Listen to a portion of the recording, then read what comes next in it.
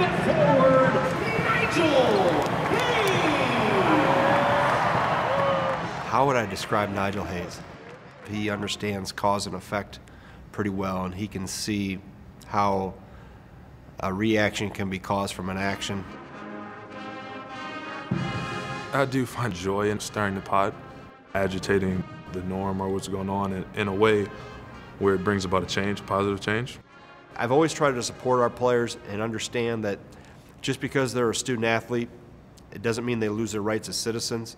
And if they have a voice or an opinion on something, that we support using your voice, but also make sure you understand what the outcome can be. So game day was coming to Madison. We were playing Ohio State. We have a team group chat, and I was like, hey guys, you think it'd be a good idea if I took this sign and said broke college athlete with a Venmo account? And of course, you know, the guys had my back. I don't understand why people get so upset about players asking to be compensated. If we're generating billions of dollars in TV contracts, advertisement, that we should definitely, you know, be able to get a share of that. The money from the Venmo account raised was near $1,000, which it definitely could have been more, but I was instructed, you know, for my own athletic benefit to take down the Venmo account so I wouldn't receive any, you know, repercussions from the NCAA. My goal was to, from the beginning, take all those proceeds and then donate it to the Boys and Girls Club.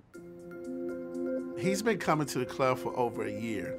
So we had a relationship before the day he held up that sign. He reached out to me and said, you know, hey Mike, I want to raise some money for Boys and Girls Clubs. Would you support that? We started brainstorming, and we decided that we were going to take some kids on a shopping spree right before the holidays. I said, only $1,000, like, there's not much we can do with that. And then over the next couple of hours and days, people who, you know, were inspired by me donating all that money back to the Boys and Girls Club, people began to match those donations.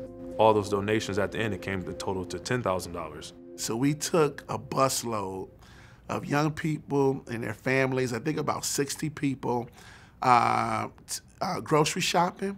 We took them shopping. We took them to go, we got them fitted for new boots, new shoes. Thank you, Nigel! It was definitely, you know, a heartwarming experience to, you know, get on the bus and, you know, see the mothers of all these kids that they have, and, you know, they're crying saying thank you because now they can afford clothes for their kids, or they can afford food for, you know, the rest of the week, or they can afford the Christmas presents that their children knew they probably wouldn't get if it wasn't for this trip.